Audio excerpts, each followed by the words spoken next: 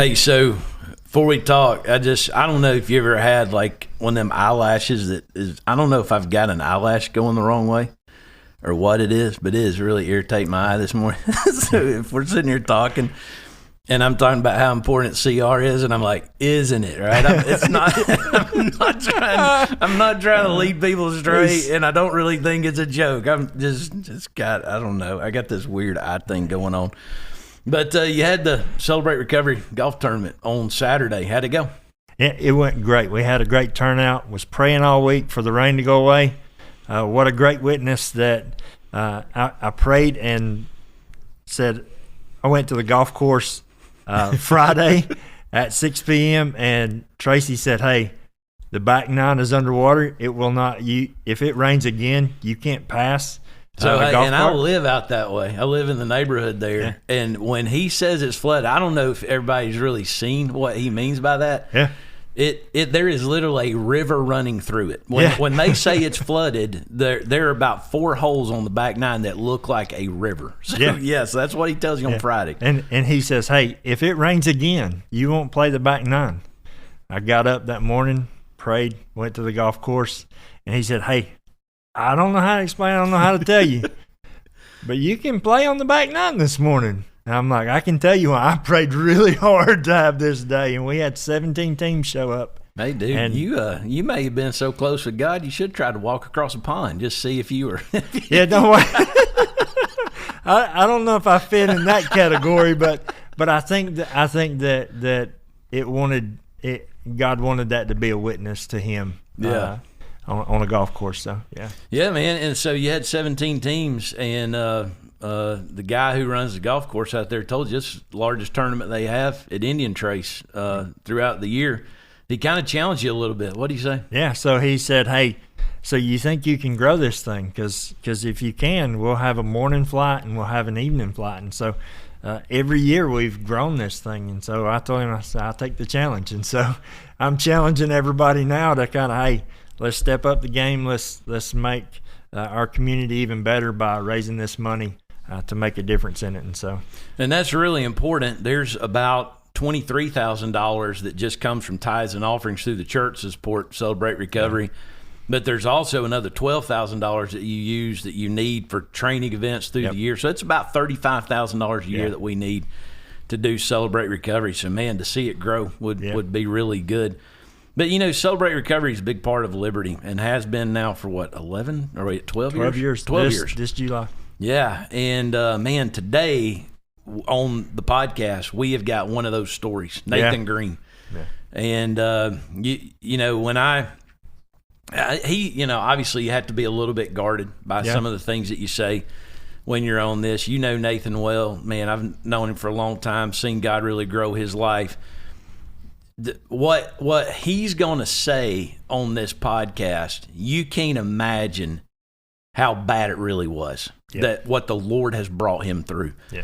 You talk about a life that the devil tried to steal, kill, and destroy. Yep. That is Nathan Green. Yep. And to see where he is now, just kind of what you've probably walked closer with him than I have over the years. What do you see in this guy? So, man, Nathan has, when he first came to Celebrate Recovery, he had tried NA and a lot of different other things and fell in love with Celebrate Recovery and actually, I was leading small groups then. I wasn't even the ministry leader. And he came in and, man, me and him kind of clicked, and I took him under my wing, and we just began to grow together. And, man, I've watched Nathan transform into this just amazing leader, full of the Spirit of God, and just leaps and bounds of where he came from his story. Yeah, I mean, Nathan's not just involved in Celebrate Recovery, man. He's a leader in our church. He's one of our yoke fellows. I mean, he's busy every Sunday serving the Lord, man. He is an integral part of what's going on. So you're going to love this story today. This is the last of the storm stories that we've been doing in the month of April. And then next month, as we get into May, you're going to see Lori bring some stories of the growth that the trial produces in people's lives. So let's get right to it. Here we go, live at Liberty. Hello, Liberty. It's Nicole. I'm happy to be back this week. So I have birthdays from last week when I was out and this week. So help me wish Abigail Hendricks, Peggy Allison, Kathy Hall, Asa Smith, Melissa Ketchum, Amber Cross, April Harwood, Haley Pelfrey, and Peyton Smith all a happy birthday.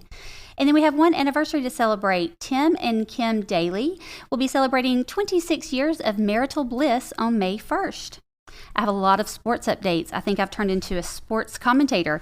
But for our softball team, we have week 4, game 1, a hard-fought game between friendly rivals, ended in a way you may or may not have expected it to. We tied Fellowship Baptist 15-15. Week 4, game 2, a great team win in this game. We beat Central Cross Trainers 19-12, leaving us with a 5-2 record for the regular season after our last 2 regular season games were canceled due to weather. They will be playing in a tournament, and I will have those updates for you as soon as I get them. Kezra Jones, son of Courtney Jones, is a member of the Murray County High School tennis team, and they won the region tournament and the first round of the state tournament. They will play in the second round of the state tournament this week. Jake Carver and the Northwest Bruins tennis team traveled to and beat Cairo High School in the first round of state playoffs. They will advance to the Sweet 16 and play against Calhoun this week. So good luck to all of our tennis players. Carson Lowry performed in the CHS production of Newsies, and he did a great job. Very talented Carson. So thank you guys for being with me this week. Let me know what you have going on that we can celebrate, and I will turn you over to Brian. We have Nathan Green with us today. Good to welcome to Live at Liberty, man. Appreciate you being willing to share your story. So I think a lot of people know you because you've been at Liberty for a long time. But just introduce yourself to everybody. How long you been at Liberty, and tell us what you do. My name's Nathan Green. I've been here at Liberty. I first came to Liberty CR in 2015, and I think I became a member in 2016. I served the CR ministry. I served the church as a yoke fellow to the deacon body. Help usher on Sunday morning. Just kind of a little bit of everything. Yeah. You are heavily involved, man. I appreciate you. So we're gonna put a picture up here on the screen, and man, your story and your testimony is one of those that I look at like, wow, look at what God has done. And the first time you shared these pictures on social media, I couldn't believe it, man. I didn't really understand your story until I saw that. But when you look at those pictures of this place, first of all, tell us what that is, and just kind of what are some of the feelings that come to your heart and mind when you see those images? I see a lot of pain, just horrible times. I spent a lot of time isolated there. I spent a lot of time there just with really nothing, no food, power, water, and just living in filth. And at the time, I really didn't think it was all that bad. It's weird how addiction will kind of blind you. Yeah. So when did you take those pictures? You took the pictures. Yeah. Well, I had ended up getting arrested in June of 2014, which is what led me into recovery. I was mandated to a private rehab called Penfield down in South Georgia. And I didn't go back to my trailer for about 4 years. I just stayed away from it. It just wasn't a good place to be. So when I went back to the trailer and I walked in and I saw everything just how I left it. So it'd been sitting there 4 years. Yeah, just 4 like years. Wow. Yeah. And there was an unopened beer sitting there. And it was just filthy and just completely wrecked. Something told me I need to get pictures of this because this is, 4 years into recovery, and I walk in and I see it and I'm like, man, this is bad. Yeah. So, but that place, it was not always that place. That was a happy place for you. Yeah, my mom raised my brother and I there. She bought the trailer, I think, in 1985. Okay. And then had it put there right next to my grandmother's house. And it was, just a real wholesome environment. It was the best childhood that I think anybody could ask for. We were always, it was just a happy home. Yeah. And for it to end up looking the way it did it's just kind of crazy. So that trailer had some happy memories in your childhood, and but but you made a move and got away from there, and things really kind of began. That set up kind of a downward spiral in your life. What happened in that point? Well, my brother and I went to see our dad every other weekend, so he was in our life, and there was a lot of things that happened because he was a long distance truck driver. There were a lot of things that happened in the home as far as abuse and things like that traumatized me in a lot of ways. Yeah. So, but when I was 14, he told me he wanted me to move in with him, and at that time he was giving me a lot of freedom to do, just to have fun. So I moved in with him, and I was kind of left on my own to just do whatever I wanted to do. And, substance abuse started coming into the picture. I started hanging out with the kids in the neighborhood that I shouldn't have been hanging out with. And up until about 17 is when I moved back into that trailer because my mom had moved to Tunnel Hill. She had gotten married and moved to Tunnel Hill. So she told me I could move in there. And live there. So you've gone through your teenage years, abuse, anxiety. Now we brought in to kind of fill the void with some drugs and alcohol. Mm-hmm. So man, now you're back to the trailer, which is interesting. Yeah. So what happens there? Well, for a while, I was still abusing substances at the time, but the trailer stayed in really good shape. I had family that would help me. I worked. This was early on in my addiction, so I was very much functioning.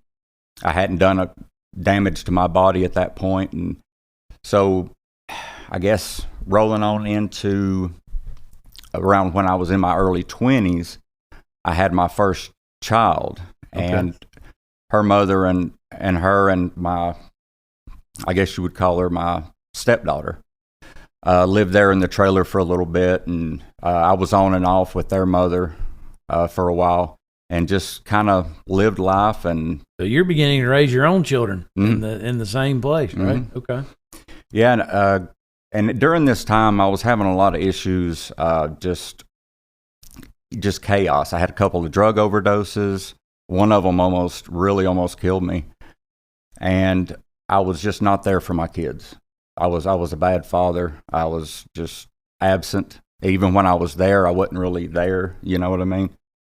But, moving into 26 years old is when I was struck with pancreatitis for the first time. Mm.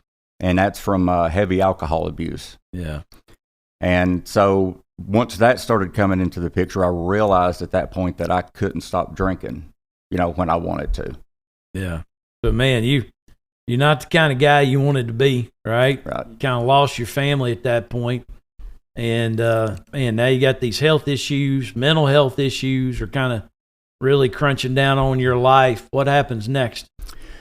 Well, eventually, because my drinking became so bad, the mother of my kids ended up leaving me for another guy, which understandable. She took off. I was a mess. And things really, really started to get bad after that. Like as far as my substance abuse, my drinking, I was in and out of the hospital with pancreatitis. I started neglecting the trailer, just wasn't taking care of it, wasn't paying the bills. So you and I were talking the other day, and you said at one point there's no power. Yeah. There's no water, right? Mm-hmm. Sometimes you're running a drop cord to your grandma's house just to charge your phone, right? Yeah. That was the last 2 or 3 years of me living there with no power, no water. Wow. Yeah. That's amazing. And I think you said something about there was a Christmas where you said this is the last Christmas that I live like this, right? Yeah, the Christmas of 2013, I was there, and I think there was probably one other person kind of hanging out with me that day, and they ended up leaving. But I had no money, no food, no nothing. And it was just, and my family at that point wasn't helping me with anything. And it was just one of the most depressing days. And I remember telling myself at the time, and I had no idea how, it's not of my own doings that I didn't spend another Christmas like that. But I just, in my mind, I was like, I don't ever want to spend another Christmas like this. So what was the turning point? The turning point was when I got arrested, ended up getting arrested and mandated to rehab. I was mandated for a year to a private Christian rehab down in South Georgia called Penfield Christian Homes. And it was in that program that I was moved away from the substances for a while. And I realized if I wanted to actually live, like actually stay alive, that I had to do something different. Wow. Because if not, I mean, I was in and out of the hospital with pancreatitis. Doctors were telling me if you keep drinking, you're not going to make it much longer. So I was scared to death when I came back to Dalton. Of course, I stayed. I got an apartment somewhere else. I didn't stay in that trailer, but I was scared to death. I didn't think that I could actually stay clean and sober outside of a treatment facility, but I started doing all the things that people told me I needed to do. You know, the people that had got clean and sober and stayed that way. Even though I didn't understand a lot of what they were saying, I did it anyway. Yeah. Because I wanted a new way of life. And then you came to Liberty through Celebrate Recovery. Yeah, in 2015, I came to CR, and everybody was real encouraging to me, and I found a home here. Yeah, that's incredible, man. And then, you know, this segment is kind of, we're calling it Storm Stories, about just, man, those storms of life the Lord's brought you through, but those storms bring you to a really good place. And I mean, here you are, man. You're one of our yoke fellows in our deacon ministry. You've been one of the leaders in Celebrate Recovery. I mean, it's like you said, man, you serve and do all kinds of stuff. So if you could, let's say, I hope I'm getting my dates right. If you could look back and talk to, let's say, 2012 Nathan, what would you say to that guy right now? Well, 2012 Nathan was an IV drug user. Heavy alcoholism. But it was the year that my pancreatitis went chronic on Thanksgiving Day that year. It actually went chronic to where it was permanent damage to my pancreas, and I would be dealing with it for the rest of my life. So let's say we go back to early 2012. I don't think there's really much of anything that I could have said to him that would have made a difference. But I think I would have just let him know that God loved him. Man, yeah. There's a lot of people in that situation right now that need to hear that. You know, because I think when you're in a situation like that, you don't think anybody loves you, especially God. Oh, yeah. That's a great message. So you have, you know, in our Celebrate Recovery program, we have 12 steps. And you've been through a 12-step before, but you've been going through one here recently. And you and I have been meeting together for about 6 weeks. You've worked through step 4, just kind of going through an inventory of something like that. You know, and obviously we don't want to get into the details of anything, but just to encourage other guys. Maybe they're in a place right now where they're going through a storm. Mm-hmm. And what is, I mean, you called on me, man, and absolutely, I'll meet with you. What does that do for you, just to have that other voice just kind of in the fight with you? How has that helped you? The 12-step, and then just kind of having other people come along with you and help you think through some things? Well, it gives me a different perspective because people can see things about me that I can't see.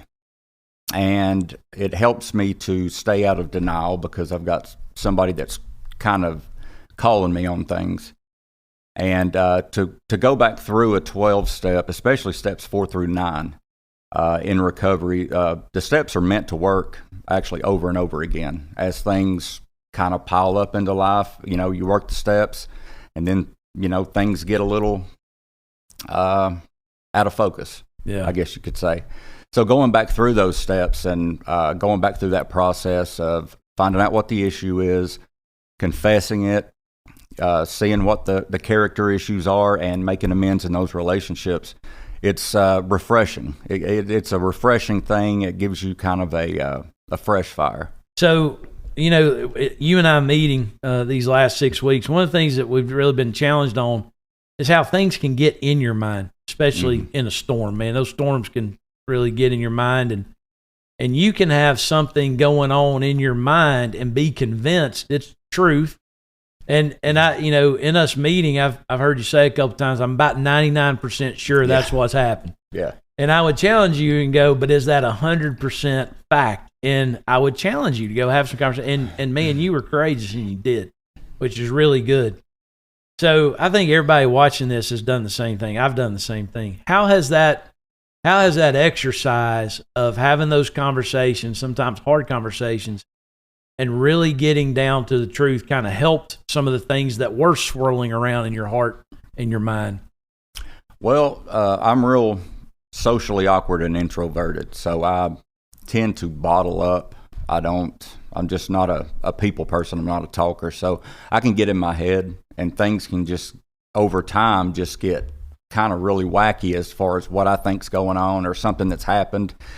Why, just all kinds of different things. But you took me to a passage of scripture that I was already familiar with, and I think most everybody else is too, Matthew 18. And you said, this is the actual order that things have to happen. You need to go to the person, which I knew that, but for some reason I needed you to tell me that.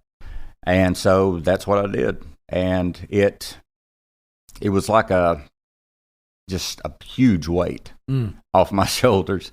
That's the only way I can describe it. Yeah, man, the Lord's doing great things in your life right now, and He's using you in an incredible way. And I love what you said a minute ago, man. If you could just look at people going through that spot in their life and go, man, the Lord loves you. Yeah. I think that's a huge part, because we all go through these storms, man. We all do. But, hey, I appreciate you being on the podcast and being a part of this and sharing your story. And, I would encourage everybody at Liberty, you see Nathan around, man, ask him just kind of about the journey. He can be a big help to you. And I know that you have been a big help to others in 12 steps and different things and Celebrate Recovery. But I hope that in April you've enjoyed these storm stories. And we get into May, we're going to be talking about the growth that some of these storms bring in people's lives. But thank you for being a part, once again, of Live at Liberty.